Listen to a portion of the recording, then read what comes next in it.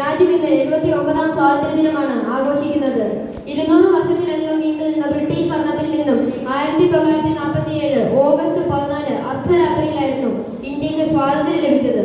ലോകം മുഴുവൻ ഉറങ്ങുന്ന സമയത്ത് ഇന്ത്യ പുതുജീവിതത്തിലേക്കും സ്വാതന്ത്ര്യത്തിലേക്കും ഉണരുകയാണ് എന്നാണ് സ്വതന്ത്ര ഇന്ത്യയുടെ പ്രധാനമന്ത്രിയായിരുന്ന ജവഹർലാൽ നെഹ്റു ആ അസുലഭ നിമിഷത്തെ വിശേഷിപ്പിച്ചത്.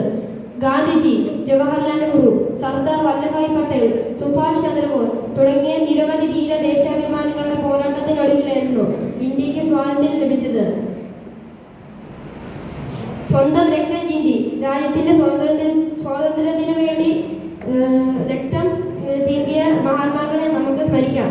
ദാരിദ്ര്യവും പട്ടിണിഭരണവും ഇല്ലാത്ത, ബാലവേലയില്ലാത്ത, നിരക്ഷരമില്ലാത്ത, ജാതിമതഭേദമില്ലാത്ത ഒരു ഇന്ത്യയെ പണിതുയർത്താൻ നമുക്ക് സാധിക്കും.